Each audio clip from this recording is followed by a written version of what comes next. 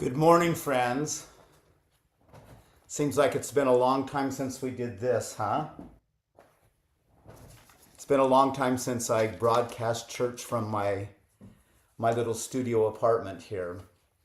We're going to start by singing our morning song, Ring Out Wild Bells, and the lyrics will be posted in the chat or projected here. We're going to do all of the stanzas of this great Tennyson poem, Ring Out Wild Bells. So as you catch on to the melody, you can join in.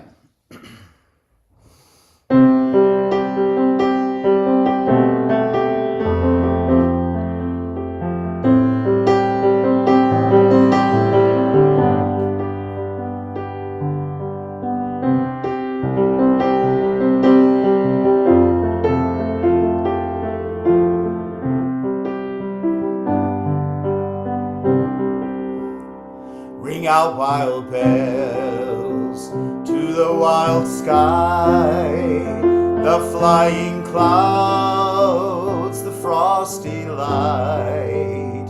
The year is dying, oh let it die. Ring out wild bells and let it die. Ring out the old, ring in the new.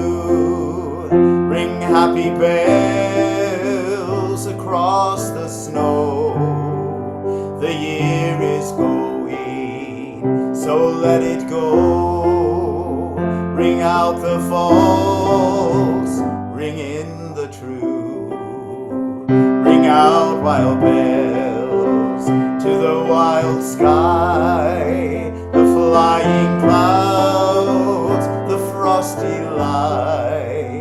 The year is dying in the night. Ring out wild bells and let it die. Ring out the grief that saps the mind. For those that hear, we see no more. Ring out the feud of a rich and poor. Ring in redress to all mankind. Ring out a slowly dying cause of ancient forms of party strife. Ring in a nobler mode of life with sweeter manners and purer laws. Ring out wild bells to the wild sky, the flying clouds, the frosty light. The years are dying in the night. Ring out wild bells and let it die. Ring out the want, the care, the sin, the faithless coldness of the times. Ring out,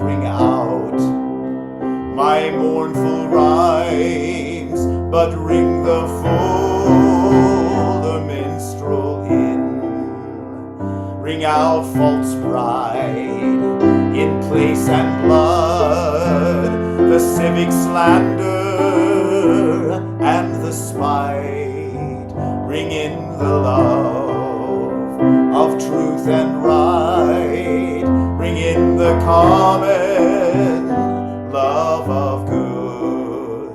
Ring out wild bells to the wild sky, the flying clouds, the frosty light.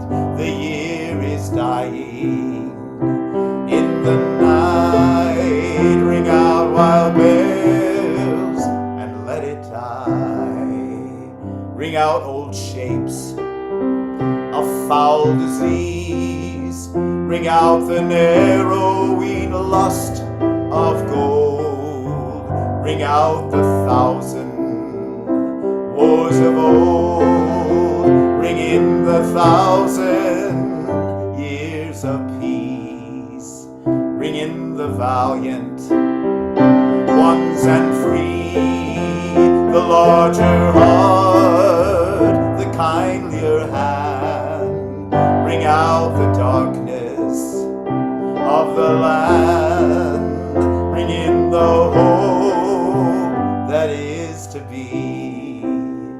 Ring out wild bells to the wild sky, the flying cloud, the frosty light. The year is dying in the night. Ring out wild bells and let it die. Ring out wild bells and let it die. Thank you for singing. Thank you, Troy. Good morning, everyone. Welcome online to the Olympia Unitarian Universalist Congregation Worship Service. We welcome each of you this morning to the celebration of love and to community. The OUUC community comes together in the mutual promises and possibilities of our covenant. We envision an interconnected world that is loving, just, and healthy. We commit to live out our mission to welcome and wonder, to embrace and empower, to bridge and become. We are so glad that you are here. My name is Liz Clement. I use she and they pronouns, and I am a member of our worship arts team.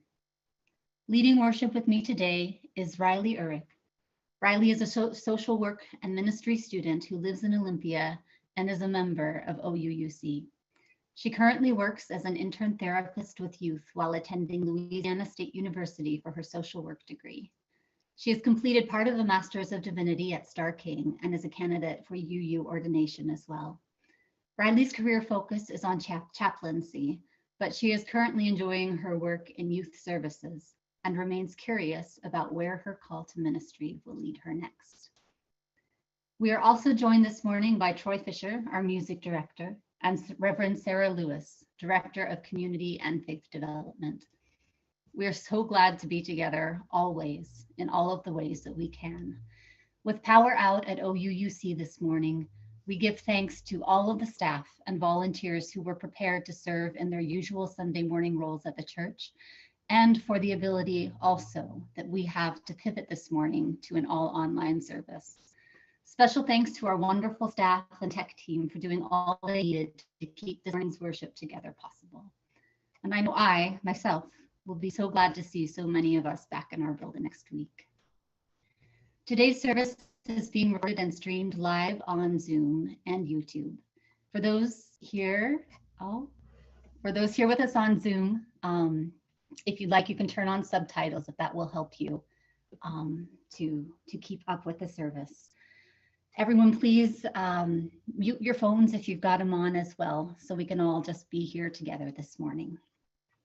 We're a multi-generational community at OUUC and multi-species this morning as well.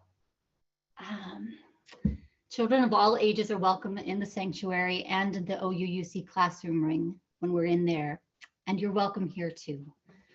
After the service, everyone will have a chance to discuss reflection questions offered by Rylee. For those online, we invite you to go into a breakout room for a virtual coffee chat. At 11:30, after the coffee chat today, please return to the main room or the sanctuary for after church with Melanie Ransom. Today's guest is Tim Ransom, so be sure to come back for that one. You know it's going to be another good one. There are many things happening at OUUC, from a variety of social groups to Thursday community dinners, and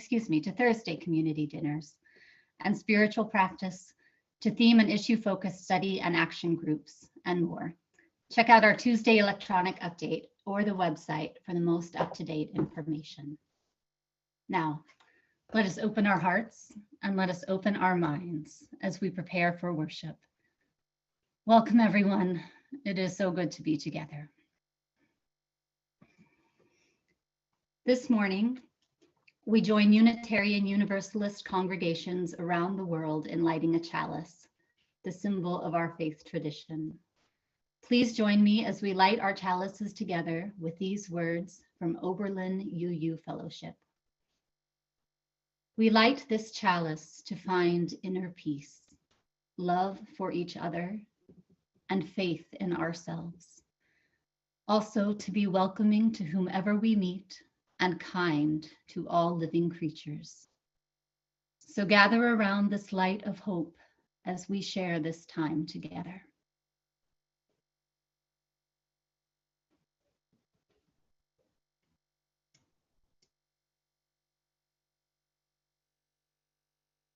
Good morning. Let's arrive by taking a deep breath together and letting it out with a sigh.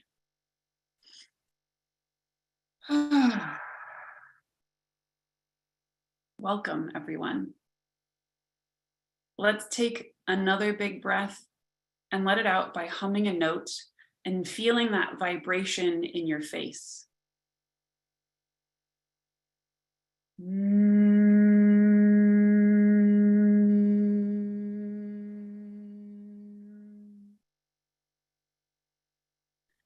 I'm so glad that we are able to gather today, connected through both technology and love, doing the unexpected for many of us, and yet still we've made it to this moment to be together. Let's take another big breath.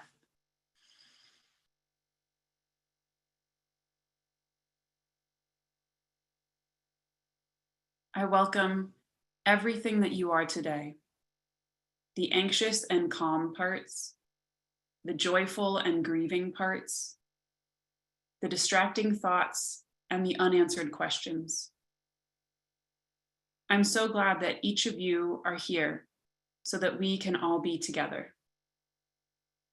Come, let us worship. And let's sing together again. If you have a hymn book at home still, we're going to be singing hymn number 18, What Wondrous Love. If you don't, the lyrics to the hymn will be posted in the chat. What wondrous love.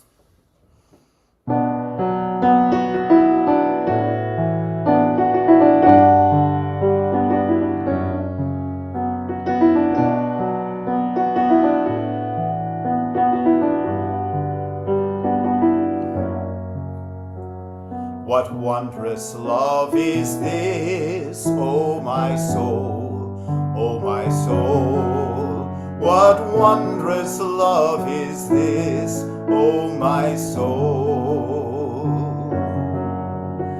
What wondrous love is this that brings my heart such bliss and takes away the pain of my soul,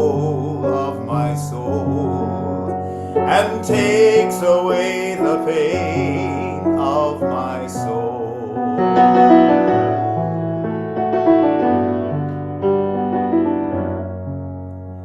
When I was sinking down, when I was sinking down, when I was sinking down beneath my sorrow's ground, friends to me gathered round, oh my soul, friends to me gathered round, oh my soul.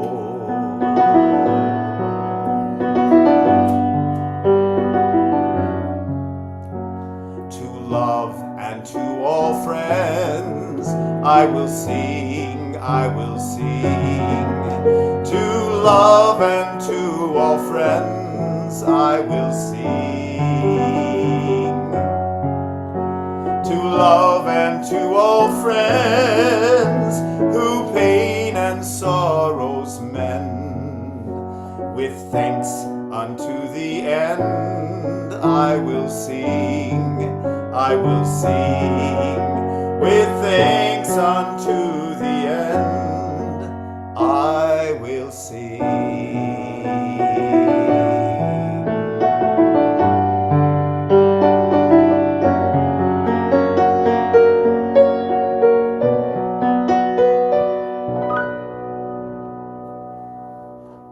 Thank you for singing. Good morning. The story that I have to share with you today is about a real Universalist minister, one who you'll hear a reading from later in the service. But this story is when this minister, Hosea Ballou, was a very small child.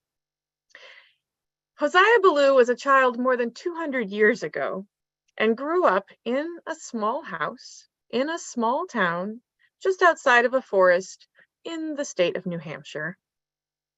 And Hosea Ballou had 9, count them, 9 older brothers and sisters.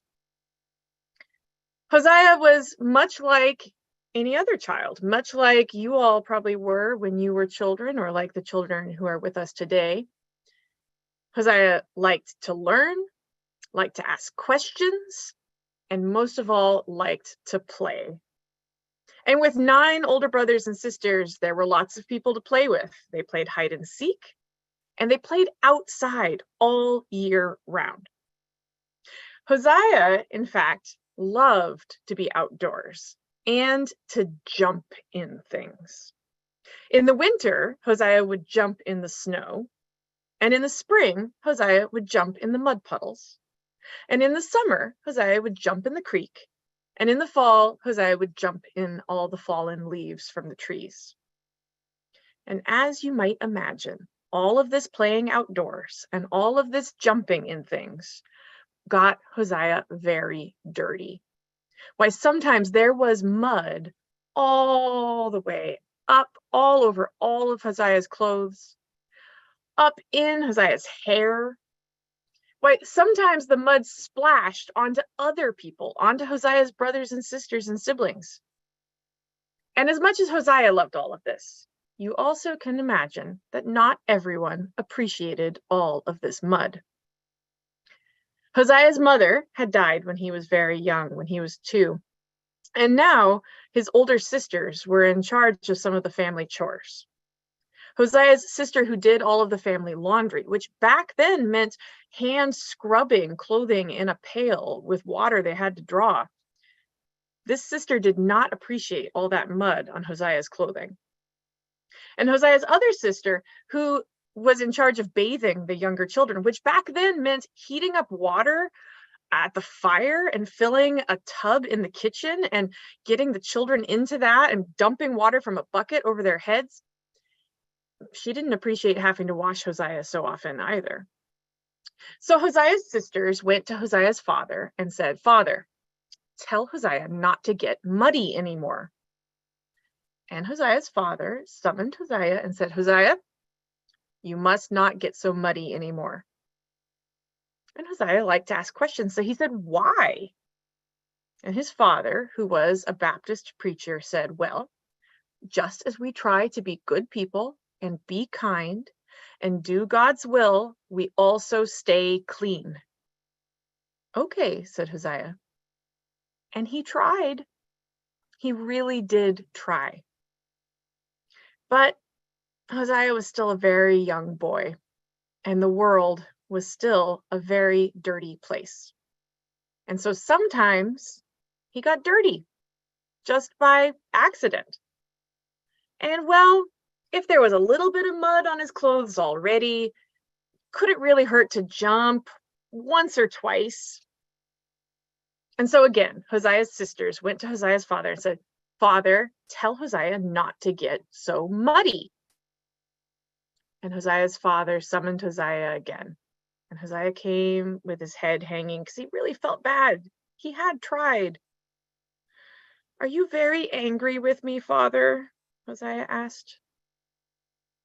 "I am very disappointed in you, Hosea, and yes, I am a little angry," Hosea's father replied. "Do you still love me?" Hosea asked. At this, Hosea's father was a little less stern. "Yes, Hosea, of course I still love you," he said. "Parents will always love their children, no matter what." "Even if I get muddy?" Hosea asked. "Yes," said his father. "Even if I get really, really muddy?" Hosea asked. "Yes," said his father. Even if I get mud all over my face and in my hair and all over me? Hosea asked. Yes, said his father again, this time smiling. Hosea, there is nothing you can do that will make me stop loving you. And you need to stay clean. Well, Hosea remembered this lesson that he learned from his father all of his life. And when he grew up, he became a universalist. He believed that God loved all humans and wouldn't send any of them to hell or punishment. And when his father asked Hosea how he could believe this, Hosea replied, I remembered the lesson that you taught me, Father, that a parent will love their child always. Thus ends our story.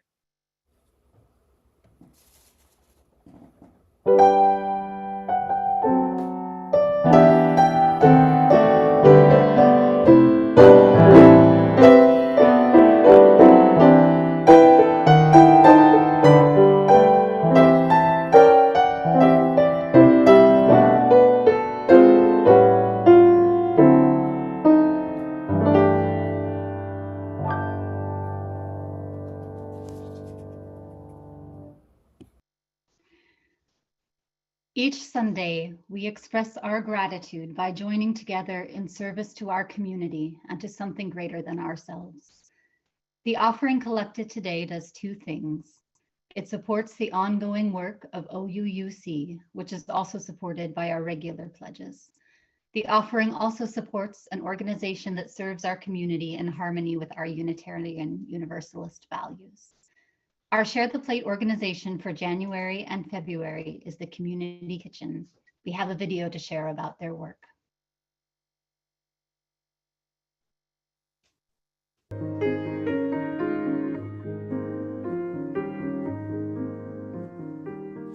Hi, my name is Turtle, and I'm the program supervisor for the Community Kitchen. And we would like to say thank you to the Olympia Unitarian Universalist congregation for being a part of the Community Kitchen. You are an amazing bunch of folks and a blessing to all of us and all those in need. Your contributions help the Community Kitchen produce more than 100,000 meals a year for our hungry neighbors, most of which live outdoors and are unsheltered. Due to the severity of poverty and vulnerability felt by communities, your gift has provided the purchase of a life-sustaining, nutrient-rich food that nourishes the young and old alike. Many members in your congregation volunteer to prepare and serve meals at the Community Kitchen, and because you're a part of the ongoing need, your resources has fed tens of thousands of people and produced millions of meals since its founding 2 decades ago. Our partnership can accomplish more together than each can do individually as we combine our strengths and resources to live out our call to serve. And with that said, we are deeply grateful for you and your partnership, and know that together we bring the good news and loving presence of God to the poor and most vulnerable among us. So thank you, and for all of your love, time, and support to feeding those in need and being a part of the Community Kitchen. Thank you. What a joy to see some familiar faces in that video. You can participate in the offering by making a donation online through the church website or by texting the number that will appear on your screen. You can also mail a check to OUUC. How fortunate are we to have this opportunity to support the kitchen's work to feed our neighbors and affirm their value in our community and world. May the offering now be generously given as it is most gratefully received.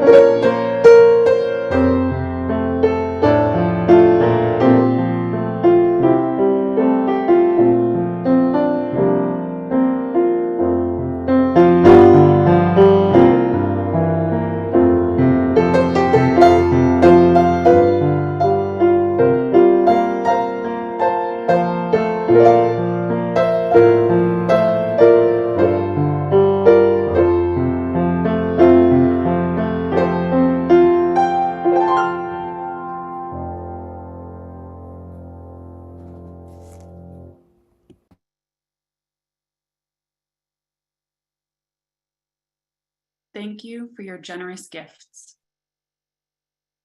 We came together this morning, bringing all that is in our lives. Let's open our hearts to the complexity of life as we place stones in the water of community. You will hear a drum beat as we share today. It brings into our awareness that our individual hearts beat together, and together we create the heartbeat of community. Right now, I invite you to take a breath as we open our hearts to receive the complexity of all that is in our lives and our communities today.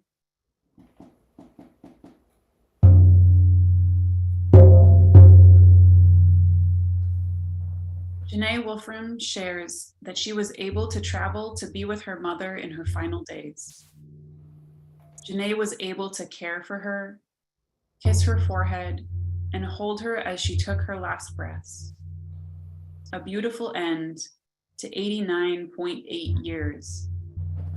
Janae, we send you and your family our love as you celebrate and mourn your mother. James Trujillo shares that he welcomes prayers and love sent to the family of a good friend of his, Chad, who passed away unexpectedly after it had been thought he had beat cancer. He was 49 years old. James, we all send our love and prayers to you and to everyone who knew and misses Chad. May he be remembered, and may those he left behind be wrapped in love and support. I invite you all to share from your heart by entering in the chat. This is the time to share all that you wish, the joys and sorrows, and whatever else is shared from your heart. Let us hear the heartbeat of our community and reach out our hearts in love and care to all those who share.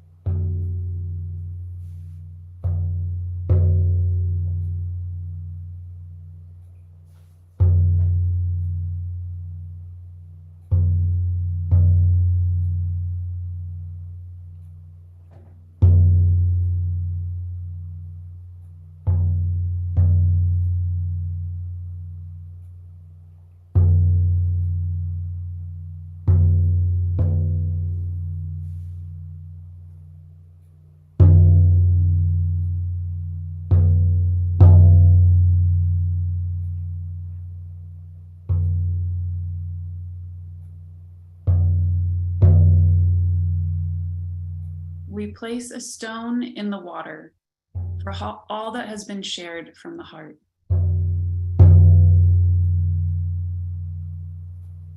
we place one more stone in the water for all that we hold in our hearts and that remains unspoken.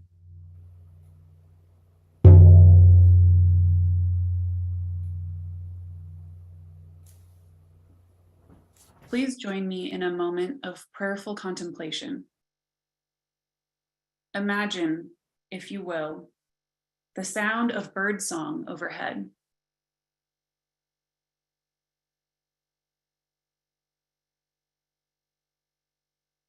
Let this sound of singing birds open your mind to the vastness of sky above and the quiet closeness of the restful winter earth below.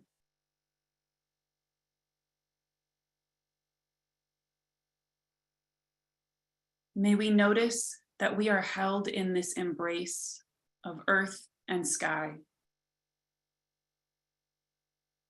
May we all feel held in this great love. May we gently hold each other and all of the endings and beginnings amongst us.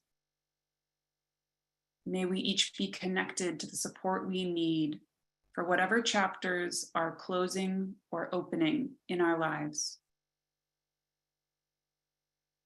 May we welcome the support we need and release whatever no longer serves us.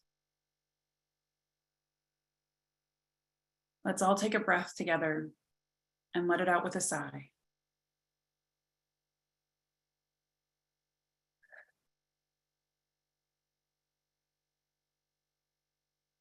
May it be so.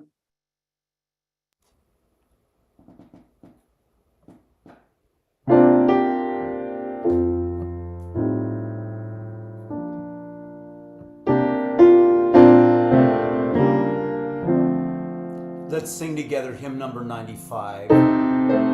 There's more love somewhere. The lyrics will be posted in the chat for the hymn.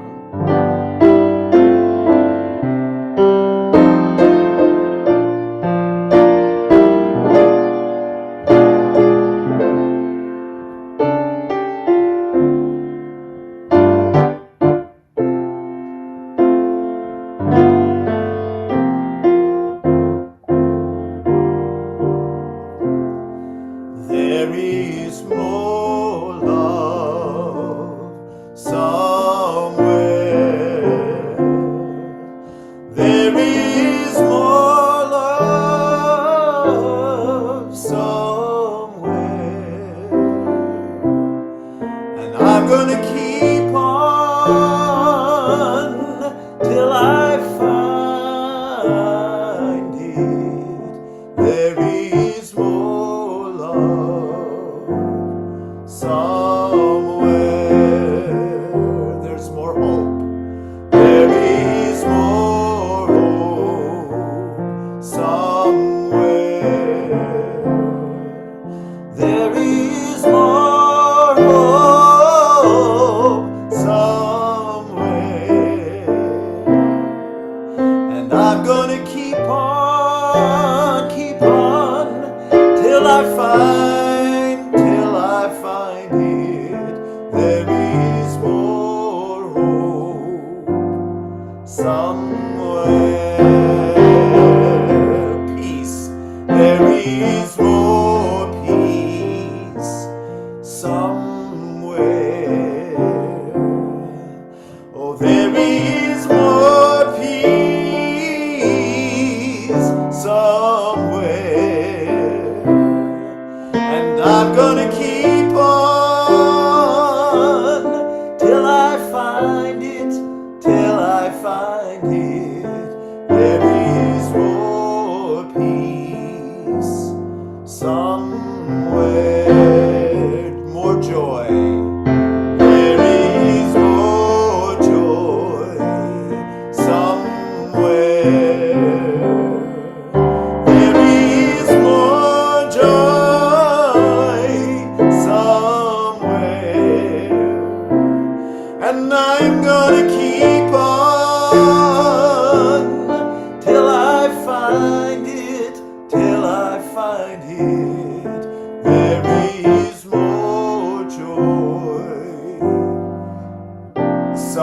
Thank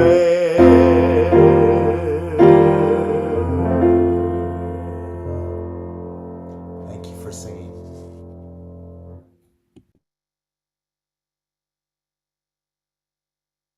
Our first reading is a short, abridged excerpt from the conclusion of Treatise on Atonement by Hosea Ballou, in which he argues for the spiritual foundation of universal salvation. This writing was originally published in 1805. If the Almighty, as we believe him to be, did not possess power sufficient to make all his creatures happy, then it was not an act of goodness in him to create them. If he has that power, but possesses no will for it, then it makes a bad matter as much worse as is possible. Then I reduce my opponent to the necessity of telling me if those whom he believes would be endlessly lost to hell will be those whom God could save but would not, or those whom he would save but could not. If it be granted that God has both power and will to save all men, it is granting all that I want for a foundation of my faith. This ends our first reading. Our second reading is from an excerpt from the book Laziness Does Not Exist by Dr. Devin Price. Dr. Price is a social psychologist and professor at Loyola University of Chicago, as well as a neurodiversity and transgender activist. I am constantly tempted to evaluate my life in terms of how much I've gotten done. One kind of offbeat thing that helps me detach from this line of thinking is taking time to consider my pet chinchilla, named Dump Truck. Yes, Dump Truck. Yeah, it's pretty fun. Like most pets, Dump Truck has never done a productive thing in his entire life. All he does is eat, sleep, and destroy the various wooden toys I put in his cage. When I see Dump Truck slumped over asleep in the middle of the day, I don't feel any disdain for how lazy he's being. I don't think he needs to earn the right to food, rest, or playtime. I just love him and find him adorable. His worth to me has absolutely nothing to do with his activity level or anything he contributes to my household or my life. His worth comes from his being beautifully, imperfectly alive. If this little animal's life is innately valuable and beautiful no matter what he does or doesn't do, maybe that means my life is innately valuable too.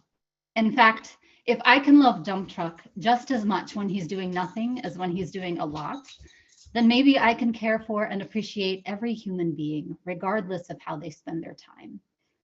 It's wonderful to realize that all people are deserving of love and of comfort, and that this worthiness has nothing to do with productivity. I don't always remember this, but when I do, I consciously take time to focus on it. It fills me with a feeling of peace. It helps me realize that I don't need to struggle or to punish myself with overcommitments or hard work either. I'm okay just as I am. This ends our second reading.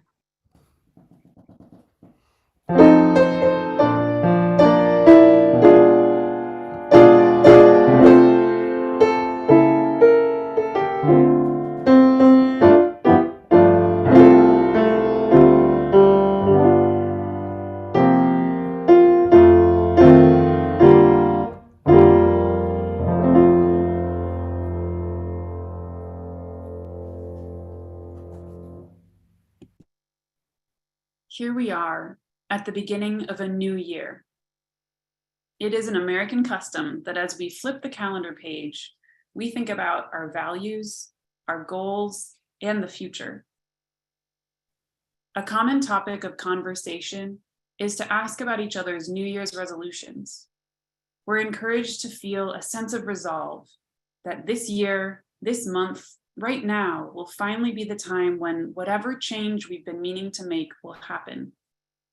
It can be like an assignment to think of how we could do better, be healthier, and feel happier. For some people, this New Year's assignment is motivating. It helps us bring into focus a renewed vision for our life. For others, this assignment isn't helpful at all. It can feel like a reminder that we still aren't doing enough. It's common to promise ourselves that we will spend our time in better ways. We will go to the gym, we will read more, or watch less TV.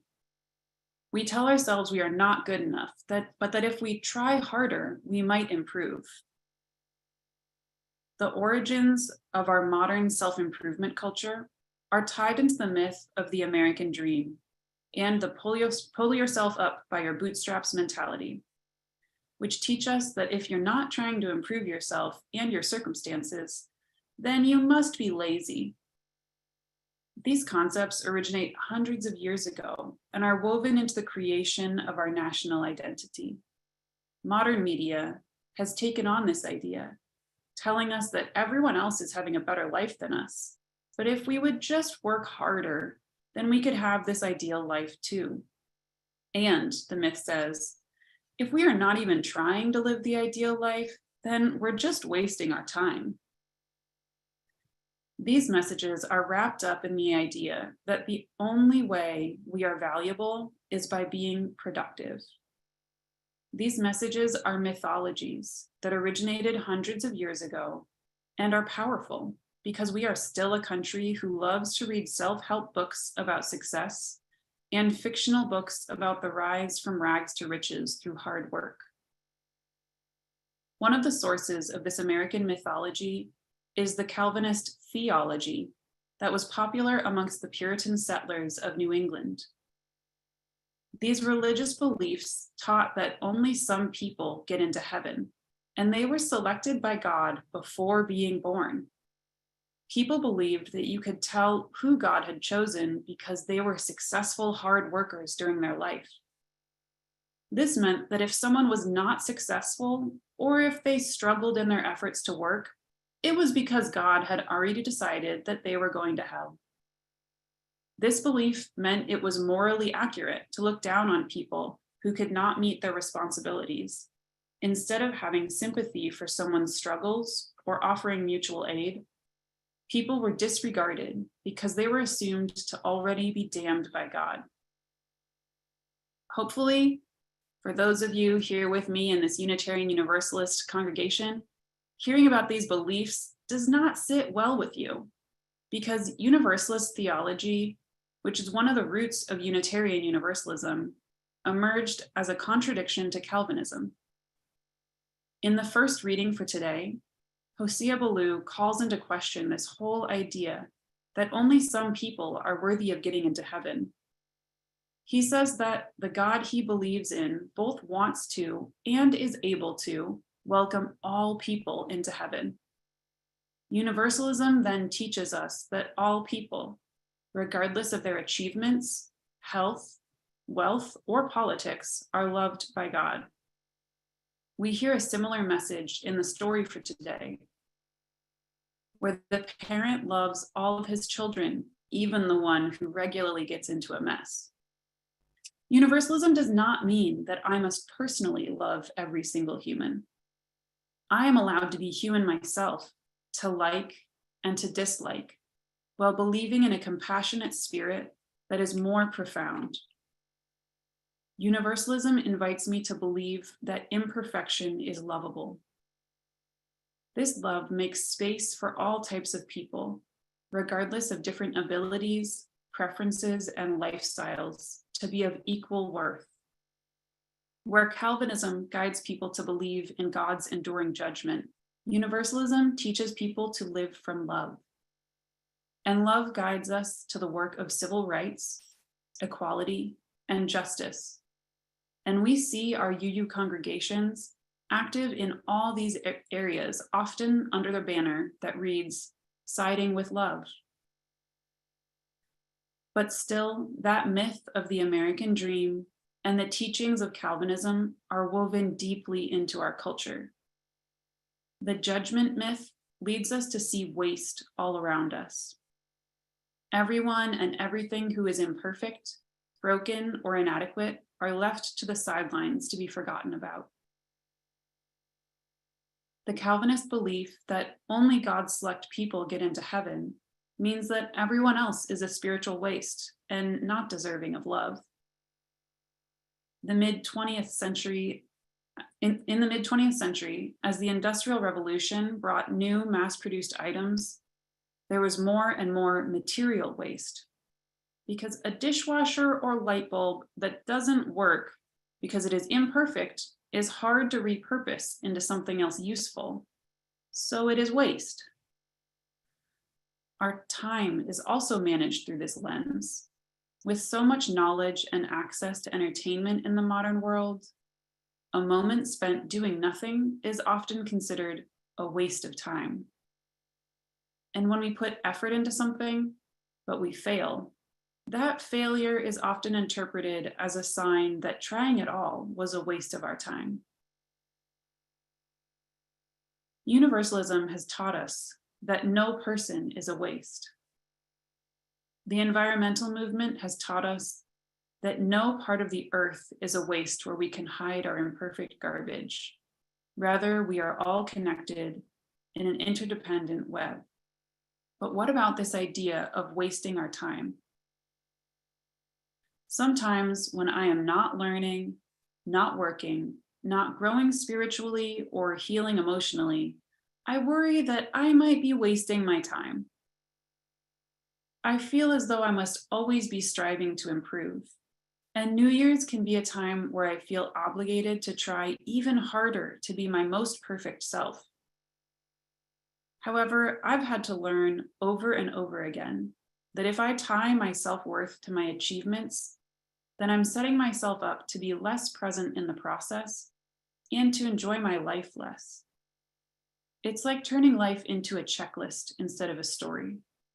It's much less interesting to read, and it's less fulfilling to live that way. But if we lean deeper into the wisdom of universalism, it follows that just as no person is a waste, no part of life is wasted. Every imperfect part of life is loved, and every moment of the story is a worthwhile part of the story. Let's take a breath together and really sink into this message.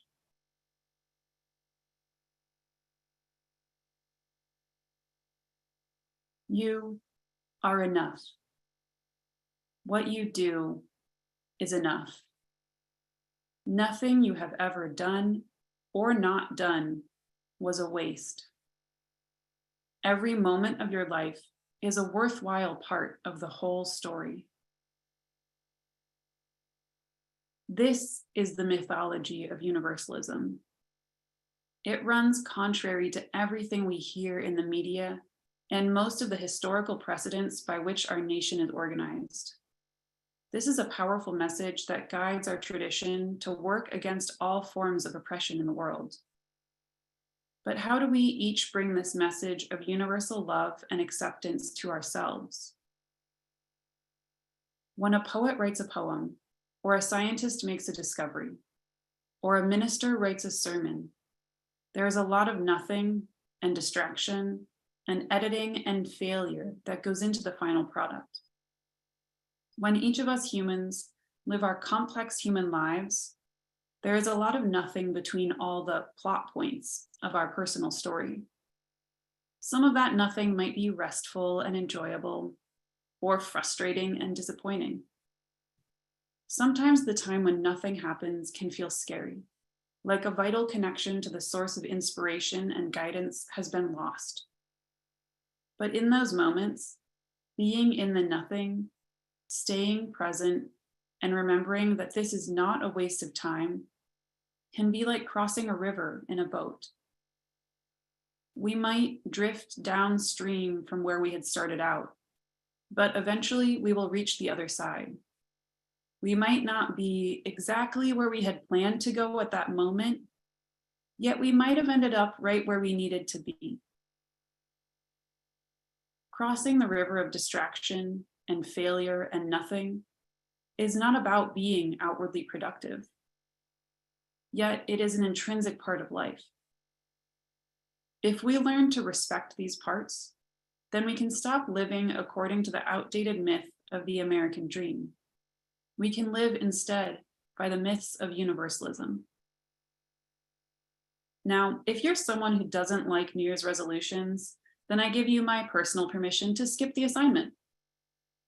If you are someone who thrives with goals and resolutions, then have at it. But perhaps you could include amongst your goals permission to do nothing, to regularly look up from the self-improvement and world improvement checklist and pause for a breath. In this coming year, may we all know we are loved when we experience boredom, rest, and failure, and emptiness, just as much as when we experience success, joy, activity, and connection. Let's pause for a moment of reflection.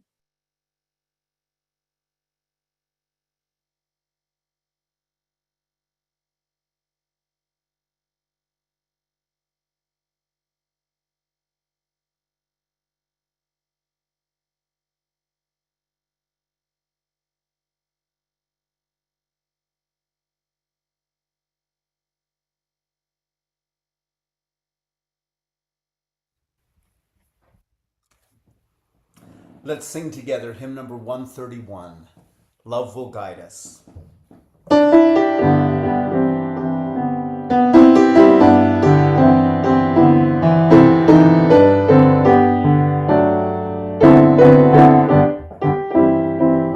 Love will guide us, peace has tried us, hope inside us will lead the way on the road from green to giving. Love will guide us through the hard night, and if you cannot sing like angels, if you cannot speak before thousands, you can give from deep within you.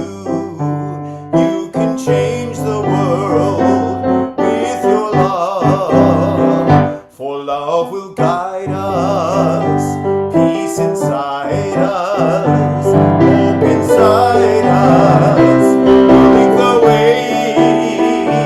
on the road from greed to giving. Love will guide us through the hard night. Thank you for singing.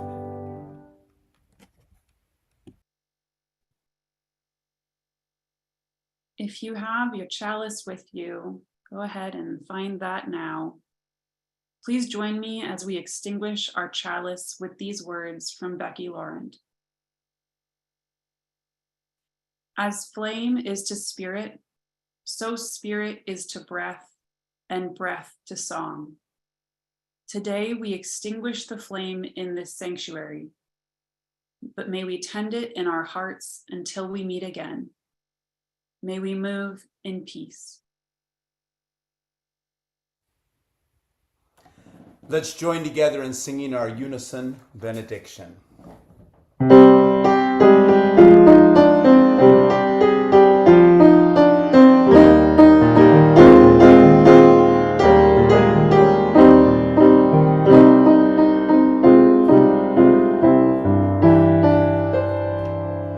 May you know the Spirit in you. May you know the Spirit in me, with loving and healing, doing and being. May you know the Spirit in all.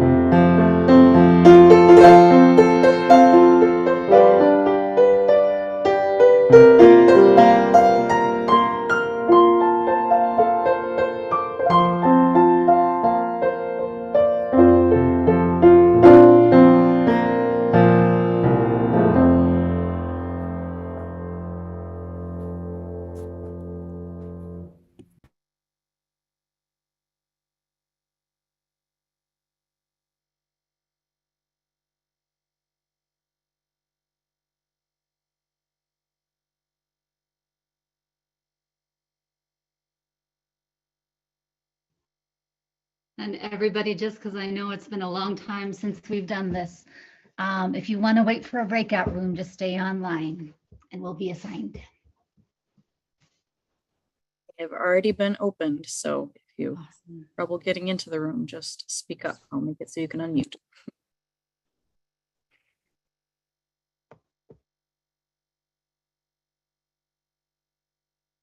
And co-hosts, feel free to add yourselves to a room if you'd like to.